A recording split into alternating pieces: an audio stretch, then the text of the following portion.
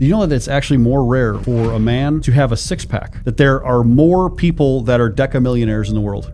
Wow. So we're almost the same age. I'm a couple years older. Neither of us look 40 or almost 40. Yeah.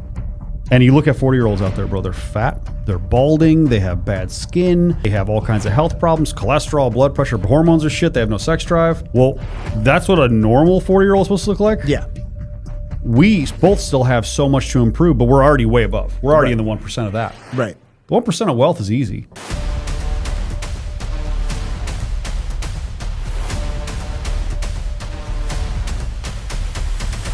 Hey guys, and welcome back to the Level Up Podcast. This is Paul Alex, and today we have another phenomenal guest. He's actually a really good friend of mine. We've known each other since, I'm going to say like 2021, dude. Something like that. Yeah, something like that. But we've never seen each other in person. So this is actually the very first time. I want to welcome Tomo to the show. And Tomo, let the audience know who exactly you are, what you do, and what did you do before the success? Man, so you know, my favorite thing about all this is that like we're both ex-law enforcement. Yeah. We have a very similar story.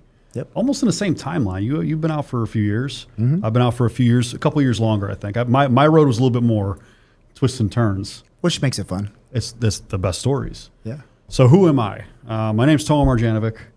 I'm first generation American, Croatian descent. I just got back from Croatia, by the way. If you haven't been, gotta go, bro.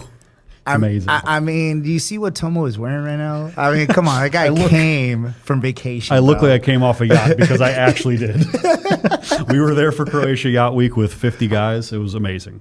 The network was sick that was with us. I love that. So I'm a wellness entrepreneur. I founded Aspire Rejuvenation Clinic. The clinic specializes in hormone health, anti-aging, wellness, basically regenerative preventive medicine, focusing on the hormone, the internal health. We're even getting into stem cells and exosome therapy now. It's a beautiful thing. We're really healing people from the inside out. Love it. We're expanding in the U.S. We'll have 5 locations by the end of the year. We'll have our first international location in Dubai by about mid-November. I love that, man. And you're doing some big things in Dubai right now, man. What made you go ahead and actually make that move to the Middle East? Dubai is special for me because that's where I got my first part of education when it came to like actual formal education. Obviously, like I'll give you a little bit of backstory. Yeah. I started bodybuilding when I was 13 years old. I started competing when I was 17. Okay. Now, not to age myself, but I was born in 1985. I'm 40 years old. Okay. So not a young man. Brother, you look great for 40 years old. Thank you. I appreciate that, brother. Saying, Thank man. you. If I looked like crap as an anti-aging specialist, it'd be bad. I'd be like, man, I'm going to the next guy. You know, that's what it's for, right? So in 2019, when I first started my clinics, I went to this education course. Now, I became an autodidact in wellness and anti-aging and hormones, endocrinology throughout my 20s, reading every book, manuscript, journal on hormones, on anti-aging, on wellness, because I was bodybuilding. I wanted to do it for myself. So I became kind of like a, I don't know, quote unquote expert, an autodidact, right? I became this expert in this field. That's what led me to transition out of law enforcement to go into the clinics. So I go to the first education course. It was an A4M coaching thing with Dr. Terry Hertog, one of the OGs in hormone health and anti-aging. And it was with Anti-Aging Association of America, A4M. Well, the course happened to be in Dubai. Wow. I took every last penny that I had, and I even borrowed money from my mother. And I said, I'm going to Dubai. And I mean, I was so broke that I was not able to properly pay for taxis, which were like $3. Yeah. Yeah. To go, back and forth from the gym and whatever while I'm in this education course. And I gave this training kind of like a real go. And I was kind of highlighted in this group because I was the only non-doctor. They're like, why are you here? You're not a doctor. Why are you here? I'm like, I'm a business owner in the wellness space. And they're like, we've never had a business owner do this course before. We don't even know how you got in. Wow. I've done this twice. I've been certified and educated by A4M and WorldLink Medical, and I'm the only non-doctor to do these types of courses because I wasn't supposed to. Well, I didn't ask for permission. I asked for forgiveness afterwards. Yeah. Still got the certification, though. Still got the education. That's what started me going into Dubai. Later on, I got a couple awards. I was a keynote speaker talking about the future of health and wellness and hormones and the business of hormones. And ever since then, it's always been kind of in the back of my head that the Middle East is really a new land of opportunity, especially the UAE, especially Dubai, that GCC region. There's a reason that all these expats are going there. Yeah. And these people need proper wellness, proper hormone treatment, proper anti-aging, because what do rich people want? They want to live forever, bro. They want to feel good. They want to feel good, man. That's it. I mean, I'll give you from my perspective, man. 2024, it was the best financial year of my life ever. And, Congratulations. And the reason why, 3 different companies, had 200 employees. But here's the thing, man. Little did anyone know, especially on social media, because everybody wants to highlight the best of the best in social media, is that, dude, I fell into deep depression again. I gained about like 50 pounds of weight. Did you really? Oh, dude, yeah, I was fat as hell. I was 50 fat pounds is heavy, Yeah, bro. dude, it's heavy, bro. Now, if we do a comparison, and we'll do it after the show. I mean, I'll show you my book. I'm gonna give you a copy of my book, but you're gonna see Thank it, you, dude. bro. It's like a Appreciate fat it. kid and then me, right? It's night and day, bro. But here's the thing. One thing I will tell you, okay, is that I was able to go ahead and actually find purpose again to go ahead and feel good. Yeah, Why? Because I had a really good friend. We have a good mutual friend. we do. Yeah, Big Mike. We call him Planet Mike. He's right outside. He's right outside. He's literally right outside. He's like, Tomo, as soon as you come into the office, Big right? Belarusian gentleman. Yeah, the guy looks like Arnold Schwarzenegger. Yeah. So anyways, he kept in my ear for years because I've known him for about 3.5 years from San Sure. Diego, dude. Sure. But he said, dude, you really need to focus on your health. How are you driving a Ferrari and you look like that? He's like, no disrespect. But sometimes you guys need friends like that. Gave me chills a little bit. I'm not gonna You lie. need friends like that. You need friends to tell you the truth. Yeah. We need to get hit in the mouth, right? So it wasn't until him and then a couple of my other friends who are jacked, Yeah. and they're successful as well, and they were like, dude, come on. You got to take your health serious. And then once I got into that mental health portion of it, dude, where I was just like, what's wrong with me? What's wrong with me? So that's when I started taking it serious. So you're absolutely right, dude. And the fact that you're seeing that right now in the Middle East in Dubai, and you're like, dude, there's nobody capitalizing what I'm doing over there. Yeah, and it's not, you know what's funny? People ask me all the time, oh, you're going to Dubai because of money. You're going to Dubai. I'm like, I'm in a place right now. I say this with the most humble intentions. I promise I'm not doing this as a flex. No. I don't need to care about money anymore. Yeah. So now I care about impact. Purpose. Fulfillment. That's it. Yeah. So I'm looking at the Middle East because I know I can impact an area that this has not been properly done. And if someone else does it before me, they won't because I'll be there in November of this year. That's right. But if someone else gets there and they're doing a great job, I'm going to applaud you. Yeah. I'm just going to say, yeah, bro, good. That's what I want. That's what I want to see. But I'm going to ask you a question. All the money in the world, right? All the money in the world, and you said you were, overweight, whatever. Were you getting sick a lot? I was getting sick a lot. Yep. I was sleeping 2-3 times a day. Yeah. Like naps. Yeah. I was getting headaches. Lethargic, just breaking Dude, down. lethargic. What else? The depression, dude. I was double my medication. I was on Prozac. So, see, this is one thing you guys Gut got. health suffered. Dude, gut health was insane. It was just like, bro, I can never get rid of that chunk. But here's the thing, man. I just wasn't educated enough. Yeah. Right. And also, you know this from a business perspective, and anybody who is currently in 9 to 5, because trust me, guys, we come from law enforcement, so we know how it is. We know how it is to work. It was probably hard. 9 p.m. to 5 a.m. though. Exactly. Right. Even worse. But the thing is, man, I just didn't want to overcomplicate my life any more than it really was. And that's where I was at, dude. I was just like, dude, I'm not trying to educate myself on taking 20 different supplements. I'm not trying to go ahead and take the exams. I'm not trying to go ahead and be an expert in fitness, dude. I just wanted something more optimized so somebody could go ahead and help me. And guess what? I built all this money and building all these finances for my family, dude, because that's what fulfills me. It's my family, right? I got my wife, I got my kid coming on the way. Beautiful. But at the end of the day, dude, you got to take care of yourself. Because what's the point of doing all this and doing impact for the community if you're not willing to help yourself? And that's what I was coming down to, man. It's just like, ultimately, I just lost myself that year. Yeah. I lost myself that year. So then, guess what? Things happen. I get smacked in the face again. I had a couple of executives take money from one portfolio company. I had another executive almost crash with my other company, and I had to go back and take the driver's seat, man. And sometimes that's what happens in life, right, Tomo? But why do why did that happen? I wonder if you can kind of circle it all back to health and feeling properly good and feeling aware, not sick. Exactly. And I talk about this. It's funny. I'm writing a book right now too. It's my first book. It's called Operation Optimal, and it's a book on how to basically build your most optimal life. Talk about hormones, talk about wellness, talk about mindset, but talk about how everything kind of stems from this physical body being good first. Yeah. And I used to think the exact opposite. I used to think mental first, right, and then physical. But if your physical is just, can we swear on here? Yeah. Okay. If your physical is shit, I want to be respectful to your audience, of course. But if your physical is shit, if it's not working, okay, if you're just a complete mess, you're fat, your hormones are a mess, your body's breaking down, you can't get your mentality right. It's not possible. So what do you need to fix first? Get regimented, get that programming in your mind where you fix your physical form first, your mental follows, your money follows that. Yeah. It all just cascades. And what's the one thing that you would sacrifice? What's the one thing that you would sacrifice everything else for? Your health. Yeah. Because without your health, it's nothing. Yep. You work all this time, all this effort, all this energy, blood money, what a lot of people call it. Yeah. Yeah. To sacrifice not only your health and your mental health. It's not worth it at the end of the day, but I understand it. I understand most people, they're like, nah, dude, I got to grind. I got to hustle. I got to go ahead and make it happen, right?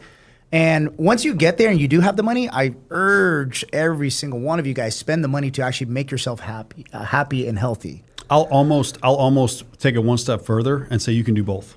Yeah. You can. You can be healthy, physically well, focused on making sure that you're maintaining your health and wellness while making a bunch of money. And further from that, you will make more money. Yeah. Because if you're healthy in this body, your brain works better. If your brain works better, you're going to think better. You're going to make better decisions. You're going to make more money. It's all a big cycle. It goes like that. It's what we like to call life by design, man. There you go. Life by design. You not just successful financially, but successful in all aspects of life. Yeah. Health, mental health, core values, finances, faith, right? What would you say when you go back and you rewind the time, dude? Let's talk about your police career. Yeah. I mean, half of my audience is first responders, dude, or former or current. Yep. I mean, there's a lot of guys out there. I even got Sheriff Blanco coming from Riverside on this show in a few weeks. Fantastic. I know we're gonna start getting political here. I love it. Listen, we're in a good climate right now for politics. Oh yeah, we're okay right now. No, trust me, man. But yeah, so let's go back into your law enforcement career, man. How long were you in law enforcement? 12 years, just under.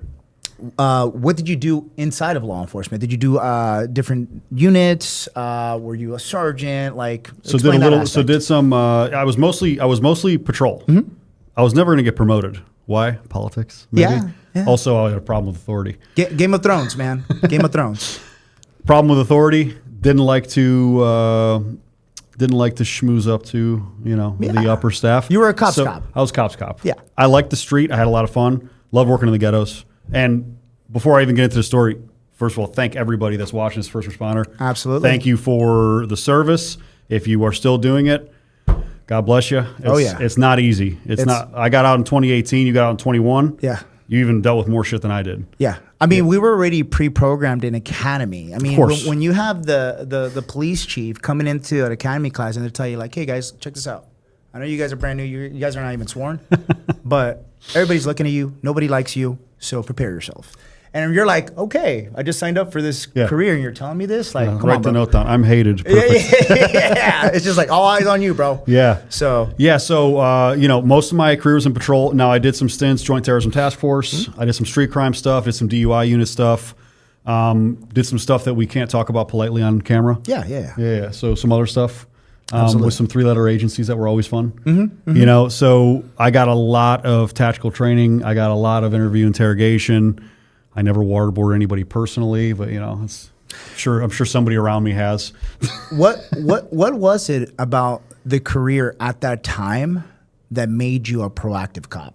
Because even talking to you right now in person, finally after like 3 years, guys, I could tell you were proactive. I could just tell because at a time I was. Yeah. No, so it's truly at a time I was. Yeah. I loved being proactive. I loved going after drugs and guns and gangs. What happened towards the tail end of my career? Yeah. Especially, and I was in Cleveland, Ohio at first, 5 years, and then I did about 7 in Clearwater, Florida. Okay, so Clearwater, Florida, a little bit more politically leaning left. Yep. And they basically took the wind out of a lot of cop sales because everything was racist. Yeah. Everything was sexist. Everything was a problem. Don't do this. Don't do that. We're getting complaints. I'm like, I thought we were here to bust criminals. Right. What happened? And this is why I ended up transitioning out of there. And I mean, I didn't like to take direction that didn't make sense to me. Right. I would have been horrible in the military, bro. You wanted to believe in it. Well, I wanted it to make sense. Yeah. Don't harass people in this community. Who am I harassing? The black community's complaining. I'm like, the whole community's black. Yeah. I don't understand. I'm like, who's complaining? Well, we're getting complaints that you're just coming up and harassing people. I'm like, the crack dealers? Yeah. The gang members? I'm like, are they the ones complaining? Yeah. Well, this is madness. And I mean, it went so far to where they like pulled me out of the hood, put me on the beach. They put me in the white neighborhoods. And I'm sorry to make it a race thing, but it is what it is. Yeah. The high crime area was the high crime area. They were selling crack and there was gang members. Yeah. That's where I like to work because I felt like I actually make a difference. Right. Pulling Granny over and giving her a traffic stop and giving her a ticket for 12 over, bro, I could probably count on both hands how many tickets I wrote in the last 5 years of my career. Yeah, it doesn't make sense. I don't do that. Yeah. I'm not going to hem somebody up for $300 ticket because they were speeding to work. Right. Well, I pull you over if you're driving like an asshole. Yeah, of course. But I wasn't that kind of cop. Yeah. You know, so from a proactive standpoint, I was much more proactive in Cleveland. Clearwater, I tried to be, and they took the wind out of my sails. That's what ultimately pushed me out. You know, and I got all kinds of IA stuff at the end of my career. I don't know if I told you this. Well, that's usually what ends up happening, man. You know, the more proactive cops, right? Cops that actually want to get and take off the drug dealers and the murderers and all that stuff, right? God forbid. You end up getting internal investigations. Yeah. So they end up drilling you. And this is why it's very hard for law enforcement officers now, even in 2025, because they're under a microscope, right? Just imagine, guys, you guys are a police officer. You're in that blue uniform, right? Like it or not, right? And you pull over somebody. Now, guess what? That person can make an allegation saying, oh, they harassed me. Oh, they touched me. And you didn't even do nothing. You could even be the friendliest cop out there. He was sexist. He was racist. He was... Guess what? Now you're going through an internal investigation. Now they put you on probation. Now they suspend you. Yep. And that affects your family. That affects your livelihood. That affects your mental state. So why is crime risen throughout the years? Because of that exact action happening behind the police departments and the narrative that a lot of the media goes and paints the picture saying that the guys in blue are bad. That's it. Complete bullshit.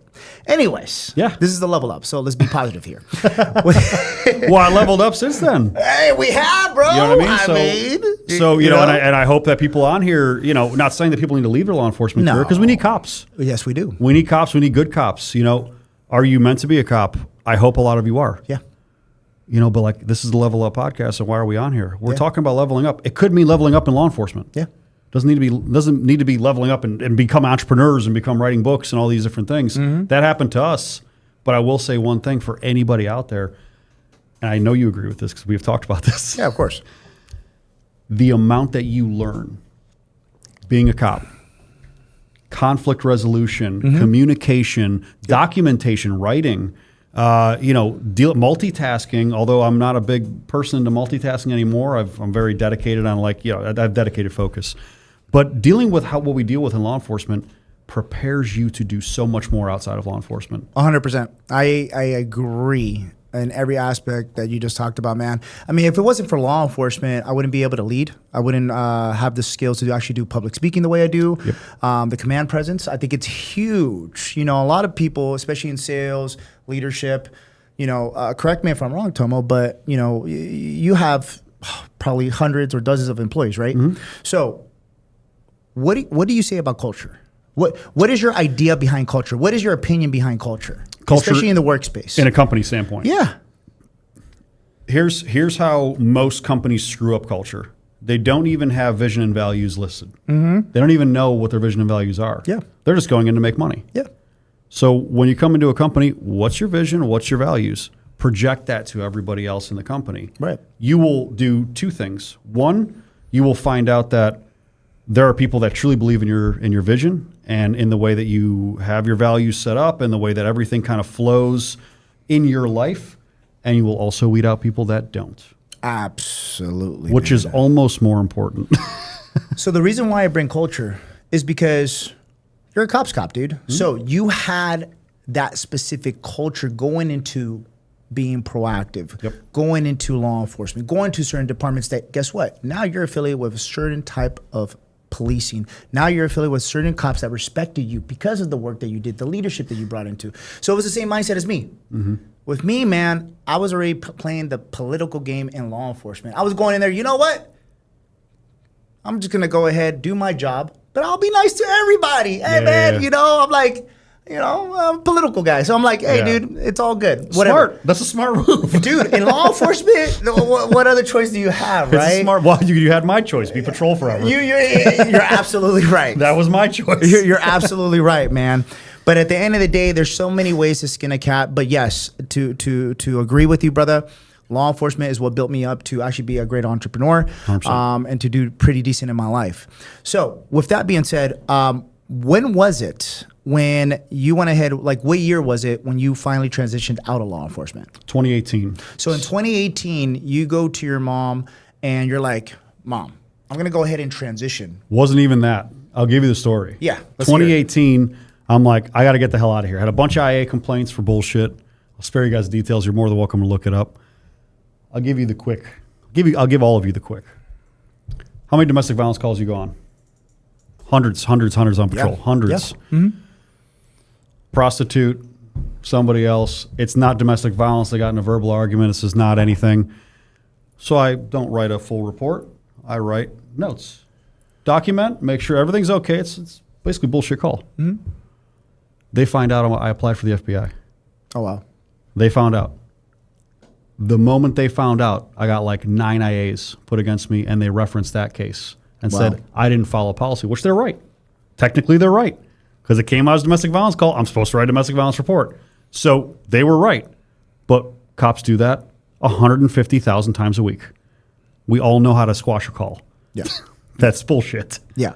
If you wrote a report for every call you went on, we would be nonstop writing novels all day. We wouldn't even be able to do our jobs. I mean, it's true. It's true. That's true. what happened. Yeah. So that's what happened. So I'm at this point. They end up not sustaining anything. They end up basically throwing everything out.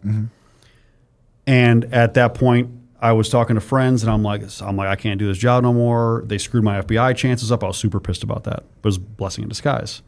Buddy of mine, his name's Kurt Henschel, lives in Colombia now, by the way, doing some cool stuff down there. And he says, bro, he's like, you're into the health and the wellness, the bodybuilding. He's like, why don't you go work for your buddy Jeff and work for these medical clinics and see if you can do something there? So that friend gave you the idea. He said, get out of this job. Yeah, 100%. Yeah. And do you think if he wasn't there to essentially lead you to that path, would you have taken that path yourself? I don't think I would have thought of it. I don't think I would have thought of it. He and I talking. We're on midnight shift. It's like 3 a.m. I remember the conversation. We're in the hood, waiting for somebody to shoot at somebody. Probably have your little cafecito. You know? So, yeah, exactly. So he tells me this. So I go and approach my buddy Jeff, and he has since died. So God rest his soul. Even though he and I didn't end friends, I still am grateful for him forever for allowing me and helping me to get out of law enforcement. I went to him and I said, you have anybody doing sales and marketing? He's like, no, bro. He's like, but I would love to have somebody. I said, I'm your guy. I said, you're a cop. I'm like, here's my social media. Here's all the stuff. And he's like, okay. So that's what brought me out of law enforcement and transitioned me to this medical space, because I was a patient at the clinic. I was a patient at the clinic already. Getting peptides, getting HRT. I'm in my early 30s, 10 years of midnight shift. My testosterone levels tanked. It will do that. By the way, get your hormones tested, please, for the love of God. Please. Yeah, all law enforcement. We want you guys optimal. We want you guys healthy. So I go and do sales and marketing. I build this company from roughly a little bit under 800 patients to almost 4,000 in 9 months. I love that, dude. And I ended up having to transition out of there because of some, we'll just say, legal issues that happened inside that business. Yeah. From a law enforcement side that I got tipped on. And I'm like, I need to get away from this. Yeah. I was very strongly told to get away from it. So I had to make a decision, go back to police work or take everything that I had, all my credit, go into tremendous debt, stop paying my car payments, stop paying my mortgage. I literally stopped paying everything. Yeah. And my credit score went all the way down to low 500s. Wow. And I put everything that I had into building a Spire Rejuvenation Clinic. So you took that risk. And what year was that?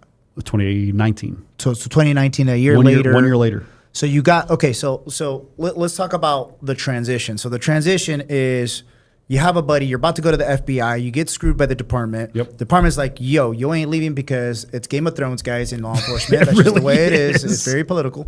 So they'll screw you over if they want to. And then you do a pivot. I could see you working for the FBI, dude. I really can. I probably would have had a lot of fun. Yeah. But I still think that I would have maybe been a little bit unsatisfied. Probably. Because there's always something in the back of my head that I said, something more, something different, something Right. else. God's the best of planners, bro. And I think, I mean, dude, we have very similar mindsets. And if you're anything like me, or maybe you're my brother from another mother, brother. Maybe. But with me, every few years, I feel like I have to go ahead and start a new fire. Ooh. And when I say a new fire, I'm talking about a new idea, a new concept. I have to get my hands dirty again. And what I found out about myself in entrepreneurship, right? Because that's the thing, guys. I will stay a student of the game. And I always tell you this. Stay a student of the game no matter at what level you guys get. Because with every new level, there's a new devil. Yep.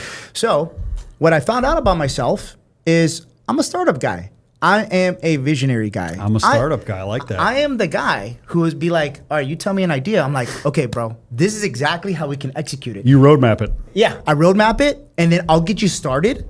We'll start generating revenue. Cool. Let's find people smarter than us to operate this shit. Delegation. Who not right? how? Who not how? That's it. That's it. And that's what I've been doing for the past couple of years now. Love that. But with your situation, man, that's almost like a very similar path that I took, man, because I had started a side hustle with ATMs at that time, dude. I was making residual income, and that's cool. But what was the game changer was that one friend. So you had one friend that tell you, like, hey, dude, don't be stupid. Get out of this. Get out of this. Yeah. I had that one friend. Dude, I had just started digital marketing in April of 2020 during that time. So by by March of 2021, I had my first 6 figures just in the online space. Well, you're still law enforcement. I was still in law enforcement. Here's the crazy part. A lot of people don't know this. So when I got in the online space in 2021, I didn't tell anyone I was in law enforcement. Sure. At all. Yeah. Because I was just like, dude, the department would eat me alive. Oh, yeah. Right? Well, you're out of California, right? Yeah. Yeah. Oh, dude, yeah. I'm not in California for many reasons, guys, but you know what it is. So I didn't tell people until I actually exited, which was right before 4th of July in 2021. And I had that one friend tell me the month prior, they're like, dude, get the fuck out of here. Literally, your independence came right before Independence Day. Literally, dude. Yeah. I literally shipped out everything, sold my house, and I told myself, dude, I want to be out of the comfort zone. So I went to San Diego. Got a nice little penthouse in front of the ocean, dude. What is it, Coronado Island? So I used to see the Navy Beautiful. SEALs getting like dumped into the water at 5, 6 a.m. every morning, dude. tough, bro. Yeah. I was just like, God damn, this is like some crazy shit. But it transitioned and it actually changed my life, dude. You know why? Because the people around me. So sometimes it takes you guys being around the right environment and listening to positivity, guys. Actually leveling up your guys' mindset, what you guys listen to, what you guys watch, who you're around, right? Because it's that saying, and I know it sounds cliche, but the most cliche things are always right. Where if you spend, let's say, most of your time with 5 people that are not doing shit in life, guess what? You won't become shit. Now, you hang around with multi-millionaires, billionaires, political figures, people that are leveling up and they're at a different level in life, and you're like, dude, I'm trying to get there, right? Exactly. Just so I can say I can, because now it's purpose. And you know what? It's through like almost like attrition. It's through like osmosis. Like you gain momentum almost through osmosis. If you guys know what osmosis is, basically like you're absorbing. Yeah. You're absorbing all these things around you. I started leveling up more and more. Probably, I mean, Gary behind the camera over here. Gary's my videographer guy, and he saw it. He and I almost like shared some tears because we're both looking at each other and we're like, "Do you believe this has happened?" The last time we were in Dubai, or second to last time we were in Dubai, and we're just like, "Do you believe that like you just became friends with the 3rd richest man in Dubai? Like he's wanting to be around you all the time. He's inviting you to dinners. He hosted my 40th birthday in his palace." That's badass, bro. And fed us with lamb from his farm. It's a very big honor to get food from his personal farm. Huge. So we're in his palace, and looking at that circle came from another circle. That circle came from another circle, and all of it's risk. My life is full of risk. I'm not very risk averse. But you got used to it. I enjoy it. Like I literally, I said this on a podcast not too long ago, and somebody asked me like, what would you feel and what would you do if you went to zero right now? Like everything was gone. I was like, I literally, and excuse my French, everybody. I was like, everybody's fucked. Yeah. I said, everybody's fucked. I'd be so excited. I said, if God gave me that opportunity to put me back to zero and made me hungry like that again, Yeah. I said, you can't stop me. You know, You thought I did well now. I love that. I love that because I think about this all the time. Yeah. You know, people always ask me like, hey, so, you know, you're doing all this stuff, right? And it costs money and you're traveling, you're taking all these risks. But what if you lose it all? And I'm like, I'll just build it again. It's not one of those things like. Probably build it better. Well, here's my thing, Tomo. It's not one of those things like I actually eliminated a couple words from my vocabulary. When people go ahead and ask me, can you do this? Will you do this? Or do you think you can do this? I go ahead and say, I don't think. I do it. I don't say maybes. I don't say ands. I don't say buts. I don't give excuses. And it's the same thing when I married my wife last year, dude. When I came, I was like right before our wedding day, dude. We went to go have dinner. And I sat her down. I was like, hey, babe, so, you know, before we get married, I just want to have a very serious conversation with you. And this conversation, don't get offended. I already like where this is going. You know, at law enforcement, as long as you say, with all due respect, then you can go ahead, you motherfucker. Yeah. With all due respect, go fuck yourself. Exactly. But you're saying it respectfully. May have said that to a couple sergeants. Yeah, you know, hey, man. And I've taught Emilio well. I've taught Emilio, you know, because he manages a couple people, right? Yeah. He's the head guy here. He's our engineer. So I tell Emilio, dude, as long as you just tell him with all due respect, then let him have it. He's like, really? I was like, yes. Not really, but yeah. But anyway, I had this conversation with my wife, and that's all. I was like, hey, babe, so, you know, you're my one. You're my best friend, and this is why I'm making the decision, the conscious decision, to go ahead and marry you. And I was just like, look, there's one thing I want you to promise me. I want you, with everything that we do in life together, to have the most confident and be so decisive that no one will ever doubt you. And I think with most people, the reason why they will never go ahead and build authority, the reason why they will never go ahead and build great things, dude, is because they're not sure of themselves. Yes. They're not sure of themselves. Yes. You know how many people I meet on a daily basis, dude, where I'm like, hey, so you want to come work with us, right? Because we get DMs all the time. We get emails all the time, dude. Hey, can I come work for you? Dude, I'm the best. Okay, cool. Let's get on a phone call. Would you be able to generate this much revenue a month? They're like, maybe. It's just like, let me stop you right there, dude. Yeah. You already lost your chances. Yeah. Because at this stage of the game, dude, I need people that are hitters. Just like in law enforcement. Sure. Dude, you want to go with somebody who's freaking a badass. Yeah. Who already has that level of confidence, that energy. We want to know that they can take care of business. Yes. You know? Confidence is huge, man. Confidence is huge. And I know that because I've been in a place where I've lacked it. Yeah. And even like, I'm not talking about like, even when I was super jacked bodybuilder, I mean, you could find pictures on my social media or even on Google. I think my Google panel has a bunch of old bodybuilding pictures. I don't know why it has that. I'm like, I've been bodybuilding since 2018. So, you know, even at that time when I looked like a Greek statue, I still was lacking confidence for one reason or another. It's when I started having the real conversations in the mirror and started looking at myself and I'm like, okay, and here's my mirror. Yeah. I started looking, I'm like, okay, what do I see? Who am I? What do I want? What do I want is something nobody asks. Have you noticed that? How many people that are even watching this, what do I want? Oh, I want to be rich. Shut up. How rich? How much money? What's your wife look like? What kind of cars do you drive? Not just what kind of car. I want to drive a Mercedes. I want to drive a Lamborghini. No, what color is it? What model is it? What year? Did you like the classics? You like the new ones? Which one do you want? I want one of each. There you go. We're getting somewhere. Yeah. When I started having these conversations, started writing down and saying, this is how I want to curate my life. Here is my superhero version of myself. When I started doing that, I started believing it. I got the confidence, and then I started doing it. I mean, I think wasn't I with you the same day when I got the Lamborghini? I didn't even care about actually getting a Lamborghini. I cared about the fact that I could afford it. It's the principle. I was like, oh, I could afford it. Went to Lamborghini. They're like, yeah, you're good. Here's your Lamborghini. I'm like, huh. You didn't get the fulfillment out of it. What it was is just the fact that you can do it. That's it. Yeah. Right. But Yeah. the point is that when I started having these conversations, looking in the mirror, like really looking into my soul, who am I? What does the better version of myself look like? Well, the better version of myself is healthy. They are wealthy.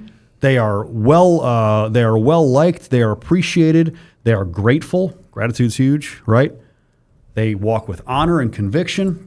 They're well respected, man. Bro, if you look at yourself like that and you can visualize what that version of you is, the rest is easy. Yeah. The rest is just work. Yeah. Work's the easiest part. Yeah. And it just takes a level of discipline. And for most people, they just won't go ahead and have that level of discipline to get to that better version of themselves. People always say like, hey, why don't you stop? You already got enough money. You're greedy. I'm like, dude, it's not about the greed. It's about chasing the better version of yourself. This is why you have high performers like Tomo. You know, dude, you really, I got enough money, dude. You already take care of everybody. I'm pretty sure you take care of your mom. You get her whatever she wants, right? I just bought her a new Mercedes last year. She won't let me buy her a house yet. I'm just going to end up having to do it. Yeah. Yeah. I mean, that's just what it is, right? I have a house. I'm like, whatever. So with that being said, now it's more about just principle, purpose, and just becoming the greater version of yourself. And that's what I tell people, man. Like, you know, me now on my health journey, right? It's just like what I told myself is like, wow, I found out my wife was pregnant and I was just like, oh my God, this is like unexpected, dude, because we weren't going to start trying until August. But now that the baby's going to be born in December. You were trying, bro. Bro. Well, obviously it worked, bro. Yeah. You did something right. Yeah. But now that we're expecting the baby in December, I'm like, you know, I'm telling Mike, because Mike is our mutual friend, guys, and he's optimizing me right now. I'm telling Mike, I was just like, he's just like, hey, dude, so you're a pretty good size. You know, your shrink is there. He's just like, where are you trying to take this? He's like, are you trying to take this to the next level? And I'm like, to be honest, dude, yes. Here's the reason why. Just because when my son is born, I want him to look to me and be like, dude, my dad is freaking jacked. And it's just a principle. It's just a principle, guys. This is not for me. It's more for my family. You're his superhero anyway already. Yeah. But you want to really be looking like a superhero. Yeah, dude, why not? That's it. That's, of course. Hey, man, when you think about it, if you were 5 years old, 10 years old, and your father pulled up in, let's say, a Ferrari, a Lamborghini, you know, all the freaking toy cars, but in real life, and your dad was jacked. Dude, what level of confidence are you going to instill in your son? Yeah, of course. What type of standards are you going to instill into your children? Better question. What type of standards? Yeah. Right? Yeah. Because like the material stuff is cool. And it's like a little bit of flexing. Yeah. For your kid too. Yeah. Yeah, my dad has a Ferrari car. Yeah. Absolutely. Getting picked up at school. It's cool. Yeah. But if your dad's in shape and your dad's healthy, he looks younger than the rest of the dads. Bro, I mean, how old are you? I'm 37. 37. So we're almost same age. I'm a couple years older. Neither of us look 40 or almost 40. Yeah.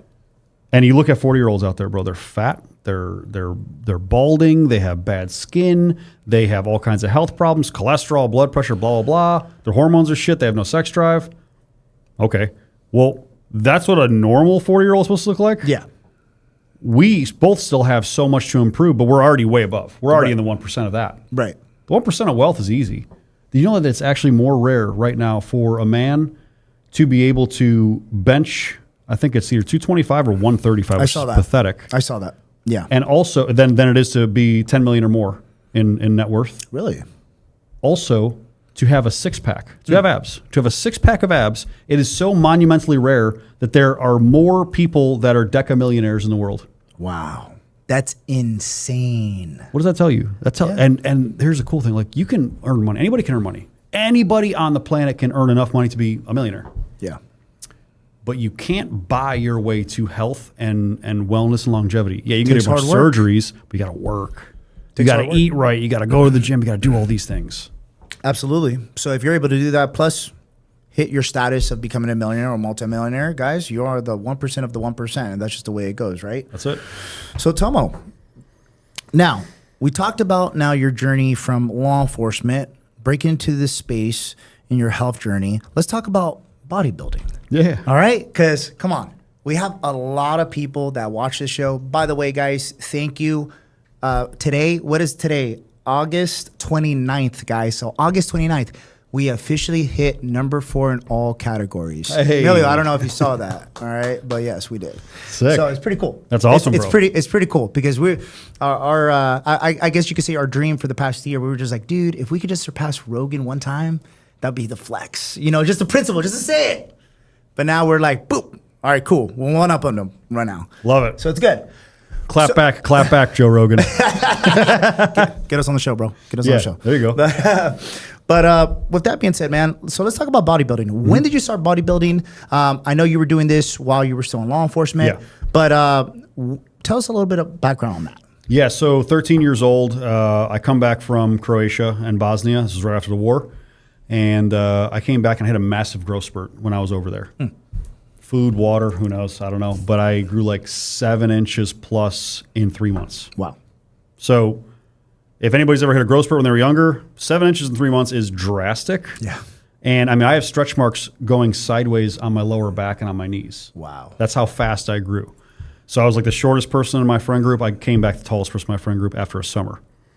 Tremendous pain, bro. My knees, my back, everything hurts. So I go to, my mom takes me to a doctor because I literally couldn't sleep, bro. I couldn't do anything. And the doctor says, there's nothing I can do about these growth pains. He said, but I'm going to prescribe that you go to the gym and strengthen the muscles around your joints. Revolutionary at this time. You know what I'm saying?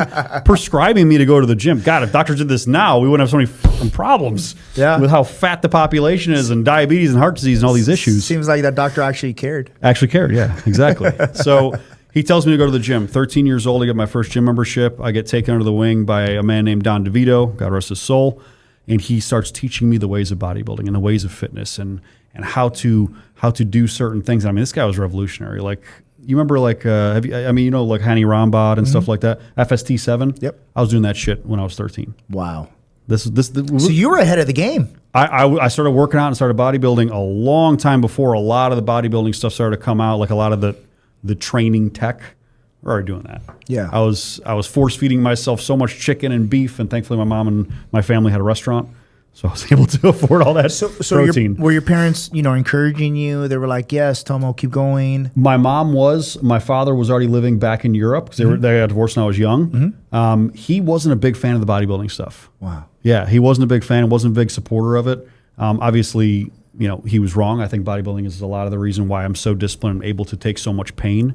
Because getting through bodybuilding and working out and getting into this wellness routine, this fitness routine, it builds some character, man. It does. Like discipline, for sure. To force feed yourself to grow, to starve yourself to lean out, to go into the gym over and over again for months and months at a time while stuff's sore, while things hurt, and you're still doing it all to get on stage for 65 seconds max. If you do well, that's what you did.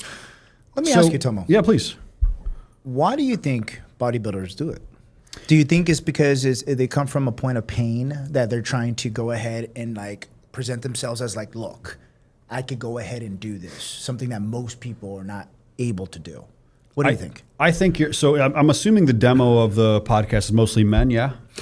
Men and women, yeah. Is it men and women? Is it about half and half? Or is it, okay, so great. Okay, so I can only speak from a man's perspective. I can't speak from a woman's perspective, so I can only give you from the man's perspective. Men need to go through pain. Men have to do things that are hard. You have to go through hard shit to be a real man. I'm going to say that right away. Yeah. All of bodybuilding, all of fitness, all of wellness. Now, men can get too far removed from what it actually means, and you can start getting into a place where it's more vanity and it's more negative, and you can kind of get like this body dysmorphia thing where, and I've had that. Anybody's bodybuilding has had body dysmorphia. Yeah. Anybody bodybuilding is like, yup. Yeah, I hated how I looked when I was in the best shape of my life. Now I look back at these pictures from 2018, I'm like, what was I thinking? What was I complaining about? Yeah. Looked like a statue, bro. It was crazy. But why do people gravitate towards bodybuilding? I think because it's hard. Yeah. Now, women, it could be for a different reason. I can't speak for you, and maybe they can drop some comments in here and say, hey, this is why I did it. It could be for beauty. It could be for just, being physically fit, because I think all people should be physically fit. Now, the problem with bodybuilding is what it takes to get to the next levels. Right. Right? So the amount of drugs that need to be used in professional bodybuilding and competitive bodybuilding, certain types of drugs that women use that are detrimental to women, Sorry, not sorry is what it is. Yeah. I can speak of this because I've been in it. I was in it I Very long bodybuilt time. for almost 20 years. Yeah. I'm friends with most of the top level IFBB. I have trained with these guys. I mean, the Adonis of bodybuilding, CBum. I can pull you a picture from like 2016 of me and him training in Columbus together before CBum was CBum. Yeah. That's how old I am in the industry. Okay. Did you think CBum was going to be great? Yes. Yeah. When I first trained with him, truly. You were like, this kid's special. Physical specimen, bro. CBum is a physical specimen. There is Genetics. no amount of drugs that I could take, no amount of drugs that most people could take to be CBum. Wow. I'm going to say that completely confidently. Now, the guy works his ass off, too. He had to work hard. He had to eat perfectly. Same thing can be said about Arnold Schwarzenegger. You can't be Arnold Schwarzenegger. Nobody can, bro. His chest, unbelievable. His biceps, unbelievable. Yeah. Doesn't matter how much drugs you take. Ronnie Coleman, same thing. Yeah, buddy. Ronnie Coleman sacrificed a lot. Also ex-cop. Yeah. Yeah. Right? I saw that. I saw that. So Ronnie Coleman, you can't be Ronnie Coleman. The guy was a massive just spectacle of human performance and engineering. That's God made. Mm-hmm. And he looked like that before he ever took steroids. He looked like a monster before steroids. Yeah. You can pull pictures of him. Yeah. Right? But why bodybuilding? Bodybuilding builds discipline. You have to force feed yourself to grow. You have to starve yourself to diet down. You have to go to the gym. You have to have such a level of consistency, planning. And if you're going into the professional route, pharmaceuticals alone, man, you screw up one of these pharmaceuticals, your whole career is going down the tube for that year. It's real. It's real. So, I mean, half these bodybuilders know more about the endocrine system and physical chemistry than doctors do. You're absolutely It's right. real. You're absolutely right. Yeah. So, my bodybuilding taught me a lot about how to be more disciplined, how to go through the pain, how to really, and like, I look at it now, and law enforcement's painful mentally too. It is. Right? The depression, the anxiety that we get, all that shit prepared me for where I am now. Now I look at it, I'm like, oh, this business deal's not going through. And it's fucking joking me? No, that's not more stressful than the time I almost got shot in the face. It's not more stressful than the time I was starving to death to get on stage for 30 seconds. That was stress. This is easy. I feel like the way that entrepreneurs and people in general frame their ideas of what stress is. Yeah. Because a lot of people, I'll give you guys a great example. In 2024, when, I had somebody take $200K from one of my bank accounts, an employee that was well off, white collar guy, drove a McLaren, G-Wagon, and then he decided, oh yeah, for the funds of it, I'm going to take $200K from a former detective. He wanted another Dumbass. McLaren, maybe. I don't know. Exactly, right? But people were like, dude, what do you do? I would have been so stressed out of my mind. I would have lost it. I would have killed the guy. Guys, I'm cool, calm, collected. There's something that I would say, fuck him on paper. Yeah. Fuck him on paper. Yeah. That's all I did. I was just like, you know what? Make a phone call, get my lawyer. Boom. Hey, dude, it's a freaking felony crime where you're based out of. You're fucked. Give me back the money. Give me back the money. He wired it. Gave him an opportunity. Oh, yeah. Nice. Come on, dude. Path of least resistance. I mean, you know this path of least That's resistance. beautiful. But most people in business don't do that. I know. They go scorched earth on shit. I know, dude. I know. It might have been the meds I was on during that time. It chilled me out. It chilled me out. But nowadays, I'm a little bit more aggressive because I'm back to me. But good. With that being said, I'm happy to hear that. Happy to hear the aggression's back. Thanks, brother. But with the framing of things, I like how you frame it. Because you're like, dude, I've been through the hard shit. I've been through law enforcement. I've been through bodybuilding. I've been through the worst of the worst. And now business, dude, it's just a business deal. Most people overcomplicate life. And I think for you specifically, Tomo, you've been through it all, dude. But here's the thing. You live multiple different lives. And that's why I always tell people, I've lived 3 different lives. Corporate America, law enforcement, and full-time entrepreneur. Same thing with you, dude. Yeah. You've been in so many different aspects. So what would you tell a beginner entrepreneur, okay, if you were to go ahead and speak to younger Tomo that's 21, 22, he's looking at this interview right now. He's just like, dude, I want to be like that guy. I want to be in Dubai. I want to be friends with the third richest guy in Dubai, eat lamb as well at his palace. Beautiful. Right? Good lamb. It's great lamb. What would be 3 needle movers that you would tell these young entrepreneurs right now to focus on, especially in their 20s? I mean, if you're at that age, number 1, don't be risk averse. Okay? Don't be afraid to risk. Don't be afraid to fall on your face, especially at that age. I did it in my early to mid 30s. Yeah. And I did it to a point where I'm like, I didn't have a nest egg. I could have fell back on family if I really needed to. But when you're doing your 30s, it's a little more risky. Yeah. You're kind of already established. You have like bills and shit. You got a credit score. You know what I mean? Yeah. I didn't care about any of that. So I was very risky.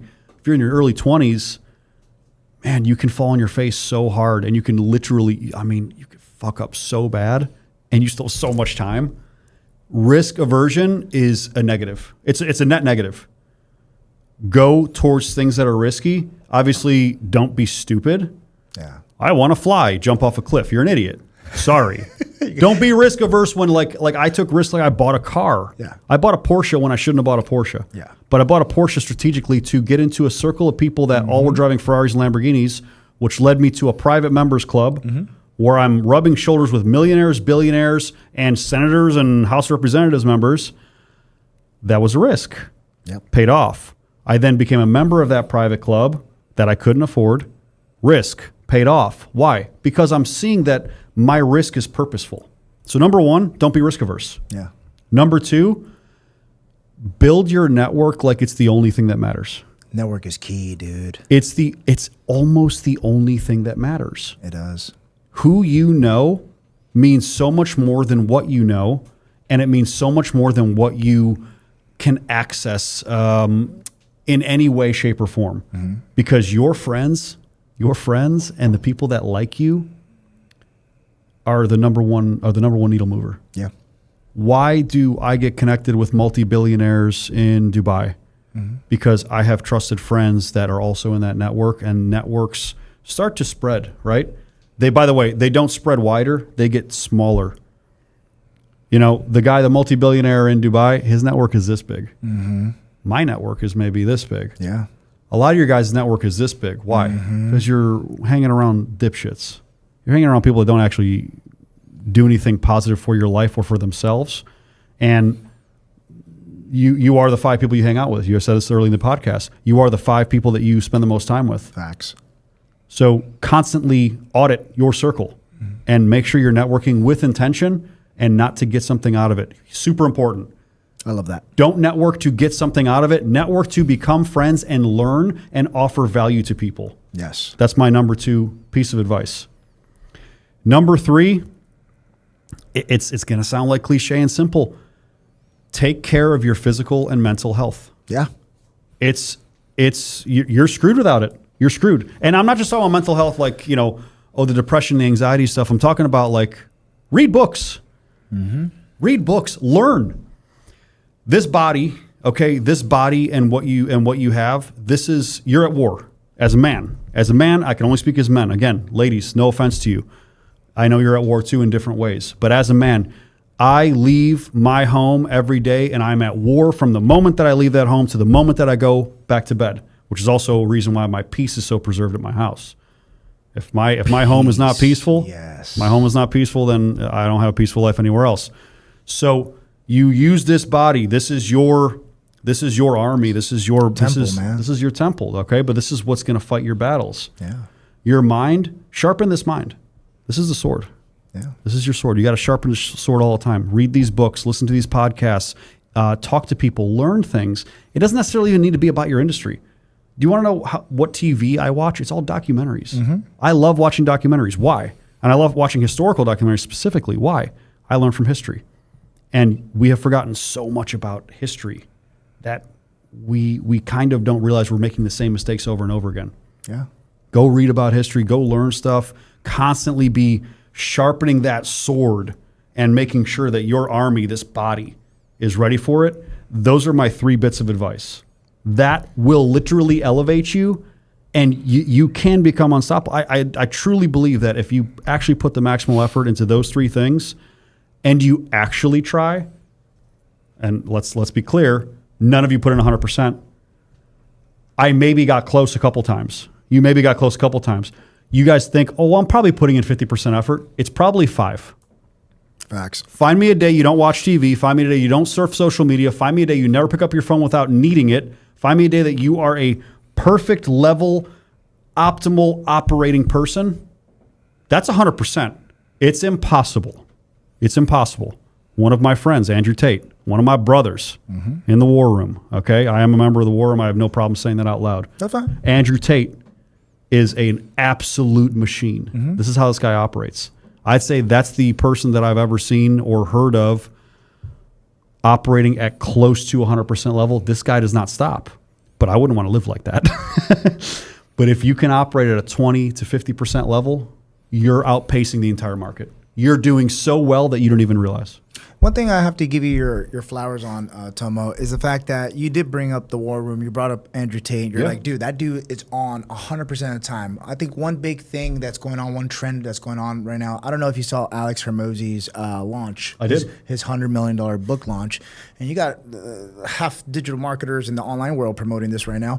But you guys got to understand things, right? Is that there's certain people that want to live that lifestyle, that choose to live that lifestyle. Hermosi, I would say he's a dude that lives that dude going lives 100%. Him and his wife goes heavy, bro. Dude, they're going at it. They're like, they say to themselves, they're like, we're sacrificing everything to be billionaires, right? Great example. That's a great example. So you're saying the same thing about Tate? Dude, Tate has been able to build wonderful things. Dude, he has exploded on the online space. Oh, yeah. But at the end of the day, guys, does it mean that you have to match their version of what success is? No. I get asked this all the time, dude. They're like, dude, what is your version of what you want in the next 2 years? And you know what I told them, dude? I was like, we want to try, not even try, we're going to have our second kid. We're going to start traveling the world as a jet-setting family for the next 5 years until the kids are 5 or 6. And then in the meantime, me and my wife will both get optimized even more in our health. Yeah. That's it.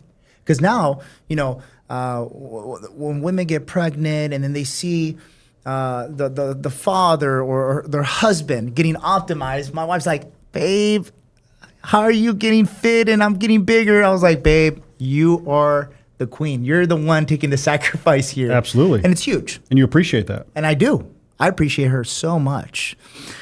But to go back to what you're saying, man, I got to give you your flowers because you brought up a great point. You're like, dude, I'm not trying to be at 100. But if you can just optimize your guy's self to push a little bit more, 20%, 50%, I think that's great advice, dude. Because it's very reasonable, bro. It's very reasonable. It's progress, not perfection. Yes. It's progress, not perfection. You probably know you're not doing it to the level that you could. Mm-hmm. Just start moving that needle up a little bit. Dude, and I think for a lot of people, they try to be perfectionist. Yeah, of course. They try to be perfectionist, and it actually gets you stuck on analysis paralysis. It actually harms you. Yeah. And you don't want that, guys. You guys want motion. You guys want to go ahead and get it done. Raw action solves all. Yeah. Something that I've been told over and over again. Raw action solves all. Most of you analyze too much. Most of you plan too much. Most of you look too far ahead, and you don't actually take an action step. Mm-hmm. Take the steps. Move. Just fucking move. Yeah. I hate to be just so blunt about it. Most of you just won't move. Yeah. And you're just thinking about it all day. Stop thinking. Take an actionable step, and you're going to realize, oh, well, it's kind of coming clear to the picture. You know, oh my God, I should have done this earlier. Yeah, you should have. Yeah. Stop thinking too much. Do these little steps. Have a big goal. The goal's up here. The goal's up here. Mm-hmm. Make that goal. But man, at least you start making the steps towards that goal. You're not even walking yet. Yeah. I love that. And Tomo, where can everybody find you, brother? Yes, so you guys can find me on my personal website, tomomarjanovic.com. You guys can find me on all social media platforms. It's Tomo Marjanovic or Tomo_Marjanovic. My last name is long. I hope that they can spell it properly on here. It's like that big. It's like the whole alphabet mixed up. We got you, brother. We're going to make sure Emilio gets you squared away. Yeah, guys, I just launched a newsletter, weekly newsletter that I'm doing on Substack. I literally just launched it today. So the first one comes out. Perfect. Yeah, it's awesome. It's really, really high level stuff, and it's going to be updated weekly, and it's like fresh. Yes. So my writers are doing it fresh, and then we're publishing it out. From there, my book launch is coming, Operation Optimal. You'll be able to see that operationoptimal.com, and you'll see it on my website. And I mean, guys, it's not to sell anything. I don't care. Yeah. Don't patronize any of my businesses. Yeah. Aspire Rejuvenation Clinic. Don't patronize. I don't care. But take the information that I give you, take the information that he gives you, and just level up. Yeah. Absolutely. Level up, guys. Level up with Tomo. So, Tomo, when does your book come out? It'll be December of this year. Okay. So we got to get you back out on pod. Probably number 2, bro. We're going to do it in Puerto Rico at your new studio. Yeah. And then I'm going to have you come out to Dubai. Dude, and we'll do it in my new clinic office in Dubai when I open it. I'm so down. Yeah. I'm so down, dude. So, guys, there you have it, guys. man, a lot of gems were getting thrown down on this interview, guys. You guys need to follow the 3 massive needle movers that Tomo was talking about, guys, especially for you younger guys, or even if you're in your 30s, 40s, or 50s, just move. That's such great advice, guys. And just optimize yourself to hit that 20%, 50%. You don't have to be at 100% all the time, guys. At the end of the day, it's your life. You only have one life to live. And you got to continue to level up, guys. Make sure to surround yourself with people that actually care about you. Make sure to go ahead and listen to the right people that are making the moves. And with that being said, guys, thank you for all the listeners out there. We're about a little bit over 4 million now on a monthly basis. Make sure to leave us a 5-star review on Spotify, Apple Podcasts, and YouTube. With that being said, guys, we'll catch you on the next one.